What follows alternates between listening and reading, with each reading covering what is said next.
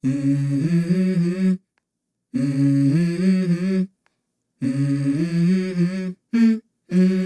go. If Regis Le Bris and Sunderland were nervous about recent form going into this game, it did not show. Regis exuded a calm confidence that this game mattered, and that was all that mattered to bring the intensity. And so the Black Cats arrived at the CBS Arena to play a team we hadn't beaten since John Moore scored his only Sunderland goal in a 1-0 win 40 years ago. Coventry have finished the season on a blistering run of form, playing a very aggressive front foot style of football, and the stats looked bleak for Sunderland coming into this game. No win in 6. Never has a team entered the playoffs in such bad form. The lads looked focused, and Regis sprung a tactical surprise on Frank Lampard, choosing to go 4-4-2, with Isidore and Maenda up front, clearly targeting Coventry's lack of pace in the back line and opting to bypass their high press. You see, Coventry, despite late season form, are not very inventive. They have just one style of play, and Regis decided to counter it rather than fight it. Last time at the CBS, Coventry pressed high in the midfield, went man for man, and they work very hard trying to win the ball back high up the pitch. Usually, the opposition either lose the ball in poor situations and poorly set, like here in our last meeting, or the opposition have to punt the ball away under pressure. If Coventry turn the ball over, Lampard has instructed them to immediately look for incisive gaps to hit goal as quick as possible. The net result is that Coventry score more goals and convert more chances as more of them come against an unbalanced defence. And inside, the box goes right. Regis, though, decided not to try and play through the centre, but to defend well, invite Coventry's press, and go long early every time to release the pace of Maenda and Isidore. This greatly reduced the impact of Coventry's high press. It took away all the chances they might have from winning a gegenpress and focused Sunderland's play on taking advantage of that high press and that high line. Effectively, Le Bris cut away the chances that Coventry's aggressive style relied on and focused the attack on the weaknesses that it brought. It turned out to be a tactical masterclass. Coventry simply had no ideas about how to play differently or use space differently. Having largely been deprived of quick opportunities high up the field, Coventry were reduced to making chances through their standard play in possession. This involves overloading the flanks and crossing into the box. It means that the fullbacks will move high up the field to support. Sometimes even the centre-halves will join in as well, and the midfielders will move into the half spaces to try and create an overload on those flanks. Sunderland chose to sit in two very compact banks of four and tried to meet the flank attacks and prevent the crosses. This is why Dan Ballard was also selected to start, though. He is a mountain of a man in aerial duels and attacking corners, and today he was imperious in defence. He made 20 clearances and won every single duel. All of them. 10 aerials and 2 ground duels. He won everything. That is an immense performance. But it wasn't just him. Sunderland defended with commitment and fight all around the box. Look at the way the players swarm on the danger here. Get on the pitch quickly. That cannoned off 09. Jarradonna has freedom. Thomas Asante looking to find him. It's just never getting near our goal with that level of determination, and it was like this all game. In front of that defence, Dan Neil was positionally aware and worked extremely hard to snuff out and tidy up any loose ball. Here he is making up ground to cover Haji Wright. Got another extra under severe pressure there. He's got to try and find someone now. Here's Haji Wright. But Dan Neil in the wide away club. And here he is covering the flanks.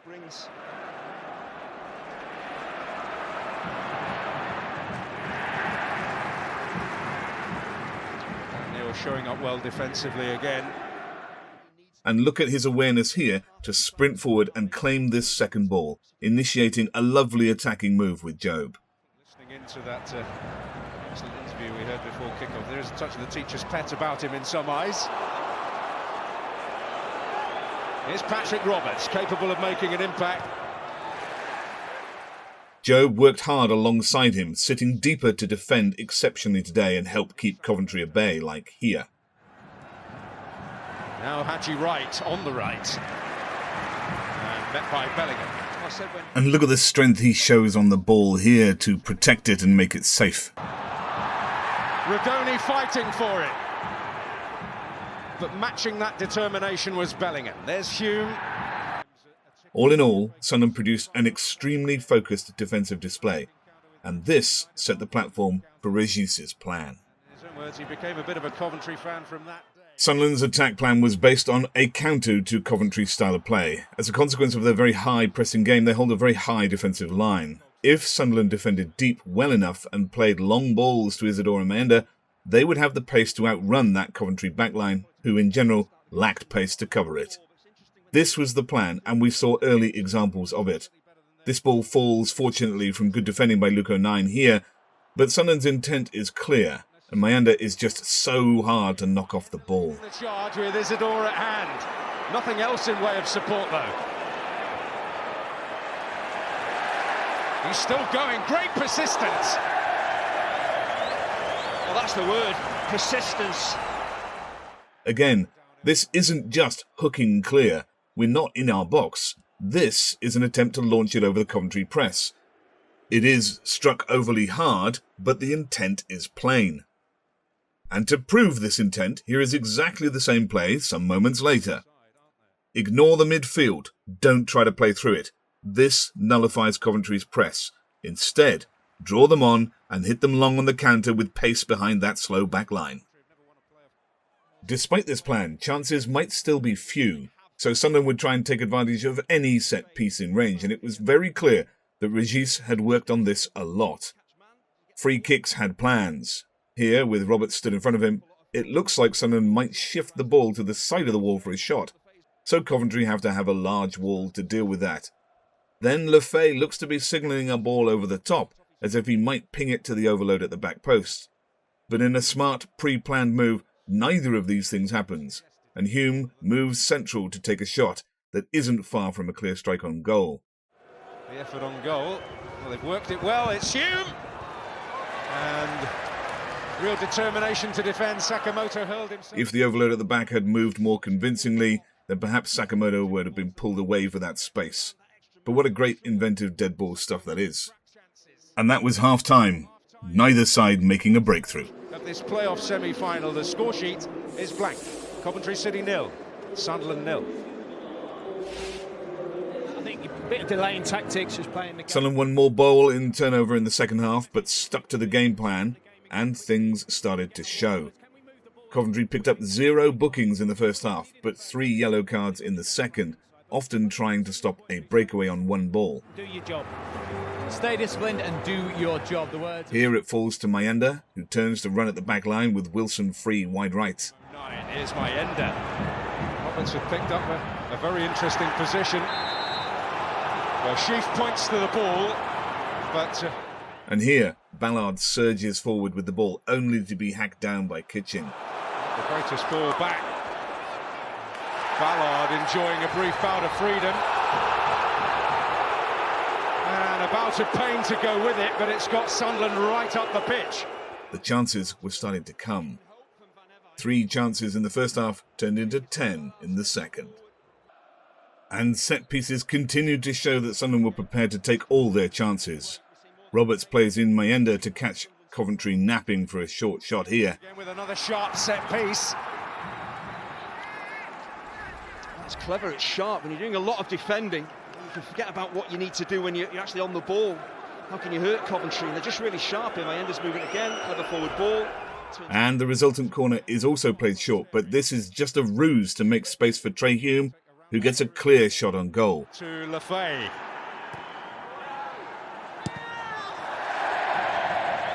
But the volley is over. Well, it's clever because they work the ball across the pitch. And clearly what they're looking to do then is get Trey Hume again isolated in space. He's the one that took the corner. He's positioned at that far post and seems to be onside. He's free, just completely mistimes the volley. He'd maybe taken it down. He certainly had the space and time. Enzo Le Fee was excellent today. He made half of all Sunderland's key dangerous passes. So it was no surprise when the midfield cleaner and the midfield creator combined. It's Sheaf. Searching delivery, who'll pick up the bits. Bobby Thomas does. The ball drops to Neil and he's keen to get it upfield, but he's off balance. But he sees Enzo has moved into a position ahead of him. And surging upfield, most people would play this ball. But Enzo is a cut above and slips it through the defenders, putting Isidore perfectly through on goal. And Wilson will chew balls like that all day long and makes no mistake. He curved his run beautifully, and he has an opportunity, which he takes! He beats Ben Wilson! And the Sunderland plan has worked to perfection! You run the risk of trying to catch Isidore offside. If you get it wrong, he's going to have a lot of space to work in, and when he's in this position on his right foot, he's going to go back across goal. Does it go through the goalkeeper? Is it well wide of him? Want to get a better view of it from this angle. Does all the right things. I think the goalkeeper disappointed. He's not got a strong palm on that, but the away game plan from Regis Le Bris has worked to perfection so far. Almost instantly, Coventry pegs Sunderland back as Le Fee loses his man for the cross and Jarradonna pops up to equalise.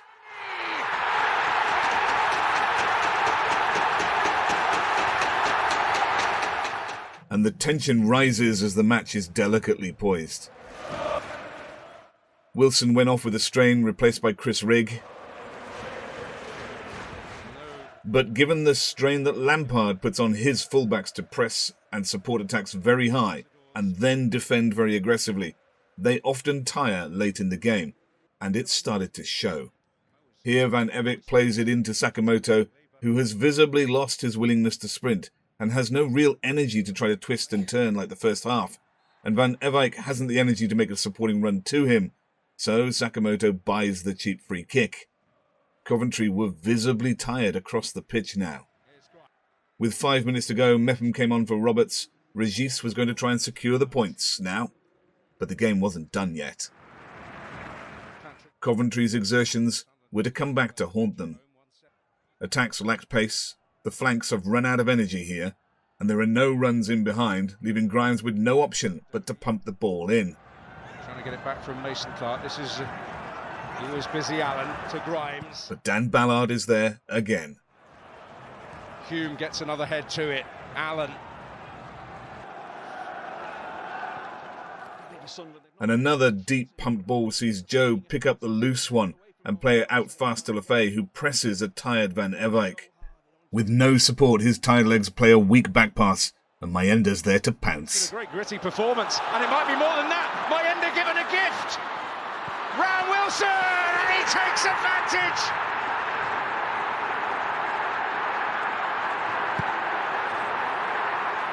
A playoff semi-final lead. Gift wrapped. Run and run tonight. He's kept believing, kept waiting for an opportunity, not had an awful lot of the ball, but he's perfect for this style of football.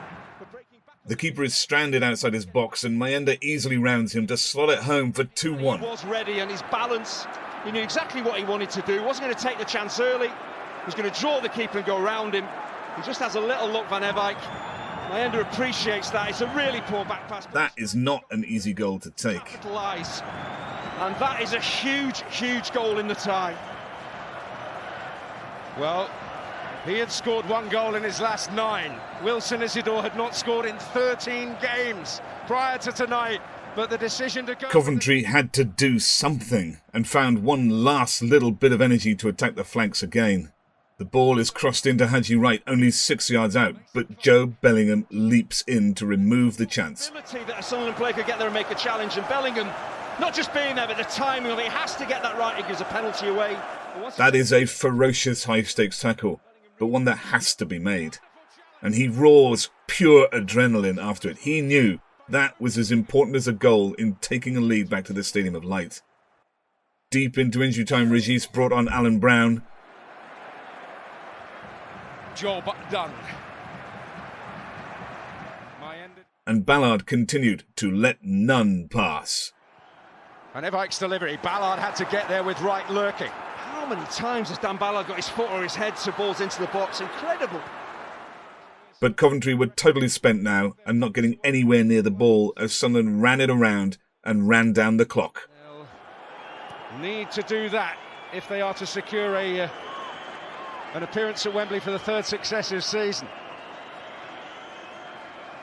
Brown, Neil, who's certainly... And that was it.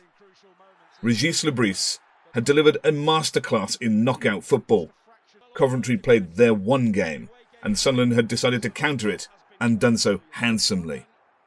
Sure, Sunderland had poor ball retention stats, but that's absolutely down to the result of the tactics, not poor play. It just demonstrates how committed the lads were to the game plan. Win the ball deep, hit it long to the strikers, get in behind the high backline. Of course, that does mean a lot of incomplete passes, but you don't need every ball to drop perfectly. Just some of them. And both goals were the direct product of that tactic. Defensively, we nullified Coventry. Their high press proved a waste of time against the long ball.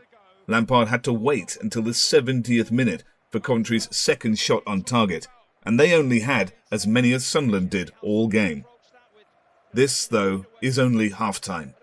We do it all again on Tuesday night, but the advantage is with us. Sunderland have played 8 playoff games at home in their history, and we've never lost one of them. Let's hope it stays that way. See you next time. 25% possession in the tie.